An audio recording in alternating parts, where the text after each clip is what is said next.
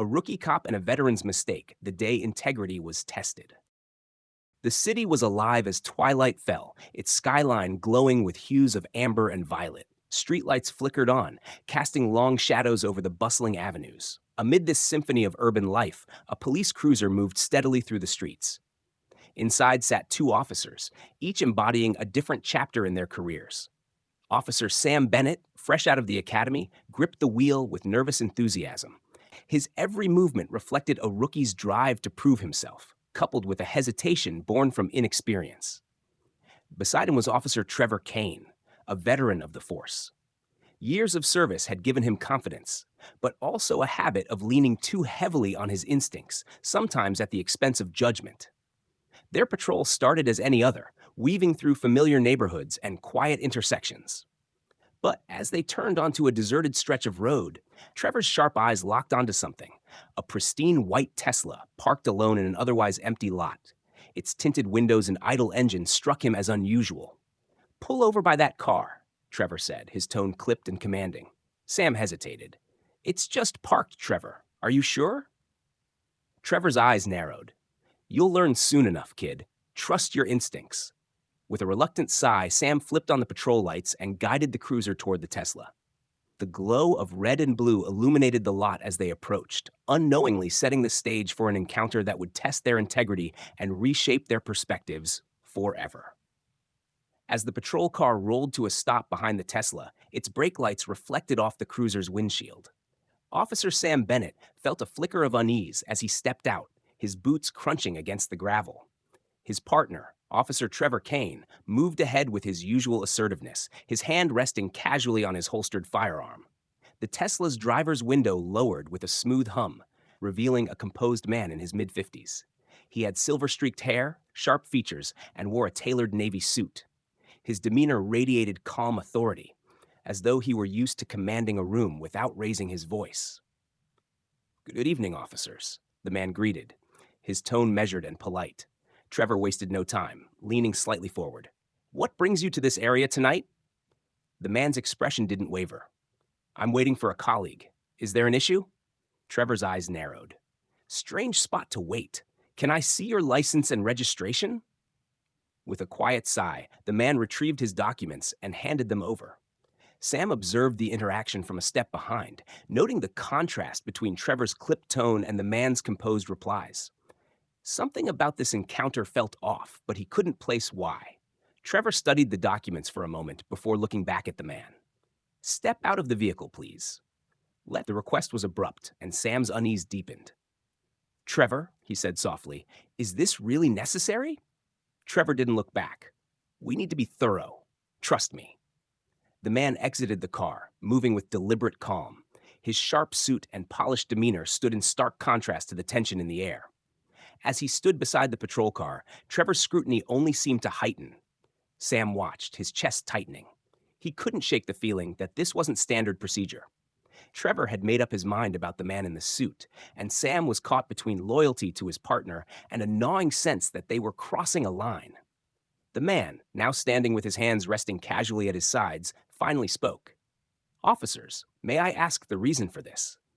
Trevor's response was curt. "Routine check. Stay where you are." The tension thickened as Trevor walked back to the Tesla and began a cursory inspection of the vehicle's exterior. Sam felt a wave of discomfort wash over him. This wasn't routine, and he could feel it in his gut. Unbeknownst to them, they were moments away from an encounter that would change how they viewed their roles, their responsibilities, and themselves. As Officer Trevor Kane circled the Tesla, his movements were methodical, almost theatrical. He bent down to peer into the darkly tinted windows, his flashlight sweeping the interior. His sharp, deliberate gestures gave the impression of searching for trouble rather than preventing it. The man in the suit, now standing beside the patrol car, observed Trevor's actions with an air of restrained patience. His hands rested calmly at his sides, but his eyes were sharp, tracking every move. Sam Bennett stood nearby, his unease growing with each passing second. "Trevor, do you see anything suspicious?" Sam asked, his voice hesitant. Trevor didn't turn. "Not yet, but I've got a feeling. You can't ignore instinct, Sam." Sam frowned. It wasn't the first time Trevor had talked about instincts, but tonight it felt like a justification rather than a principle. The man finally broke his silence. Officers, he said, his voice steady and firm, I've been more than cooperative. But I must ask, on what grounds are you conducting this search? Trevor straightened and turned to face him. Grounds. Your vehicle looks out of place, and you're in an area known for suspicious activity. That's enough for me. The man raised an eyebrow, his calm exterior beginning to crack just slightly. Suspicious activity? Officer, I'm parked in a public lot, waiting for a colleague. That hardly warrants this level of scrutiny. Trevor's expression hardened. That's for us to determine. He moved to the back of the car, testing the trunk's latch. The man's jaw tightened, though his voice remained composed. You don't have probable cause for this. I'd suggest you reconsider. Trevor ignored him, pulling at the trunk. Sam watched, his chest tightening. He knew this was crossing a line. This wasn't protocol. It was personal. Trevor, Sam said, stepping forward, his voice firmer this time. I think we should stop. He's right. We don't have cause. Trevor shot him a sharp look. Stay in your lane, rookie. The man, however, had heard enough. He reached into his jacket pocket, moving slowly and deliberately, and pulled out a leather badge case. Flipping it open, he revealed an unmistakable emblem. My name is David Sinclair, he said, his voice carrying a new edge. I'm the chief of public integrity for this region. Your search ends now.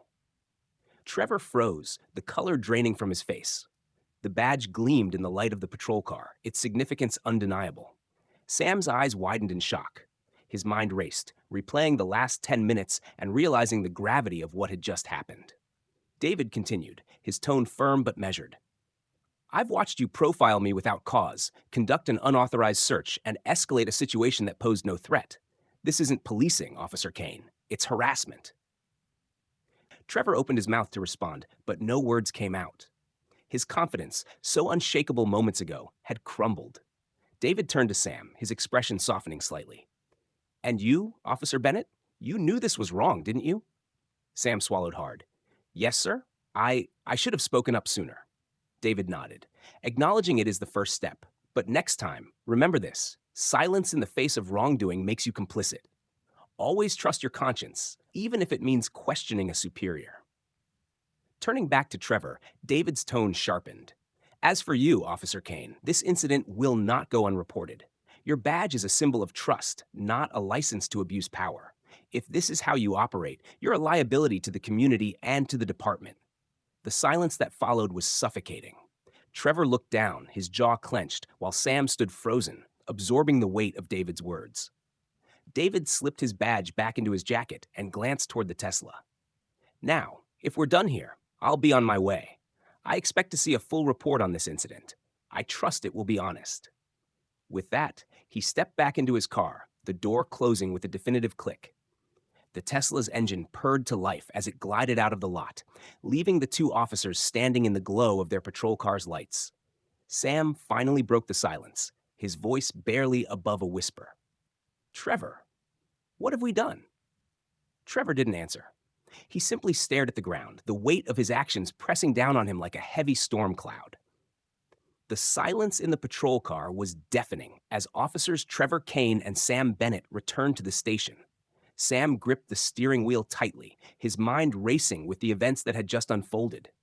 Trevor sat motionless in the passenger seat, his usual air of authority replaced by a sullen, brooding silence. When they arrived at the station, Trevor stepped out of the car without a word and headed straight to his desk. Sam lingered in the car for a moment, taking a deep breath before following. He knew that the night wasn't over. It was just beginning.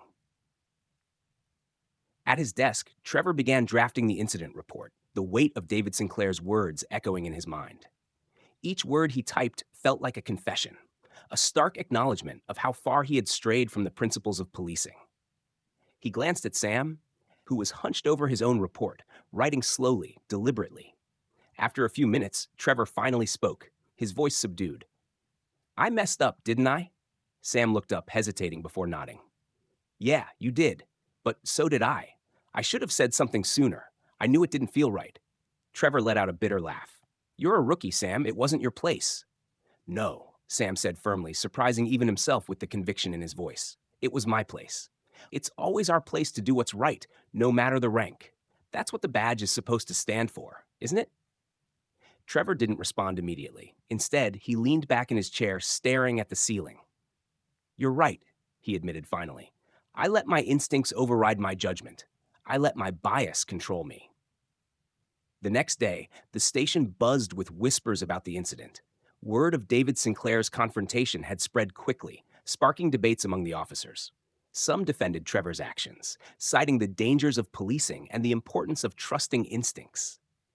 Others sided with Sam, arguing that authority comes with a responsibility to uphold justice, not misuse it.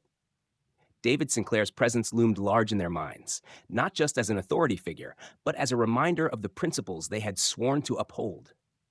For Sam, the encounter became a defining moment. It reinforced his belief in why he had joined the force. Not to wield power, but to serve with integrity and fairness. For Trevor, the incident marked the beginning of a painful but necessary reckoning. He spent days reflecting on his career, questioning how many times he had let his bias dictate his actions. Slowly, he began to see the flaws in his approach and committed to change. Meanwhile, David Sinclair returned to his office, his thoughts heavy but resolute.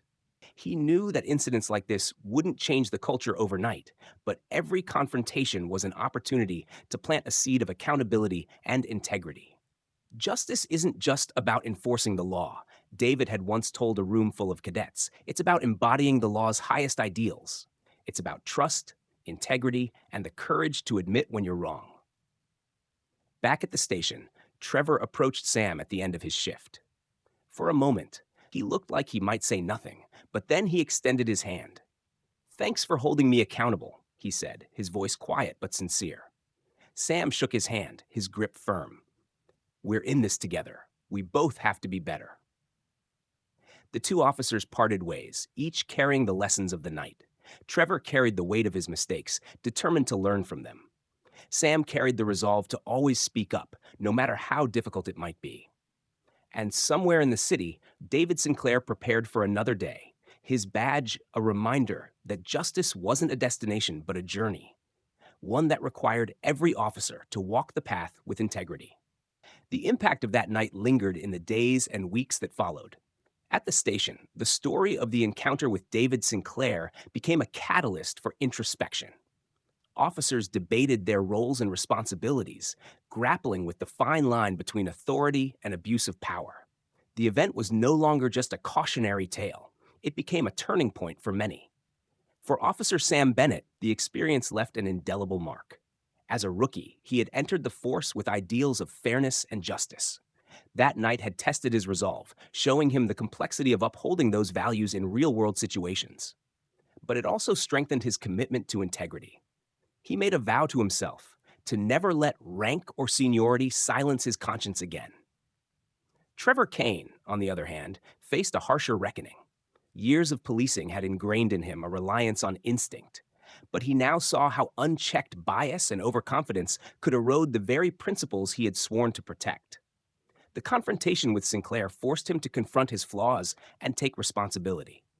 He began attending departmental training sessions on de-escalation and bias, not because they were required, but because he knew he needed to change. David Sinclair's words echoed in Trevor's mind often. Authority is not a weapon, it's a responsibility.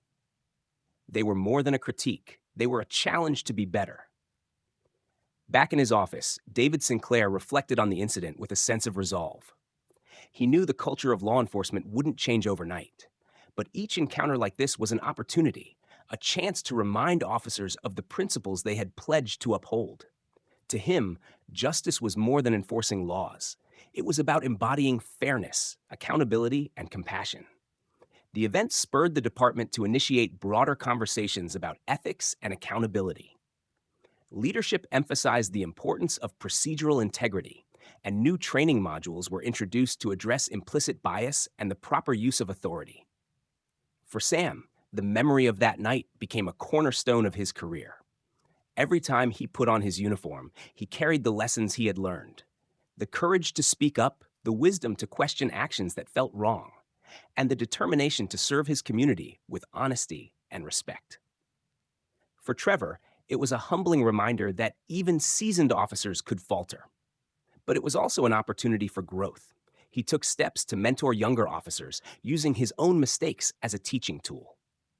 The story of that night didn't just change the two officers involved, it rippled through the department, sparking change in ways large and small. And for David Sinclair, it was another step in his lifelong mission to ensure that justice wasn't just a word, but a principle that every officer embodied. The encounter left one simple but powerful truth in its wake. Justice isn't just about enforcing the law, it's about living it. It's about accountability, fairness, and the courage to do what's right, even when it's hard.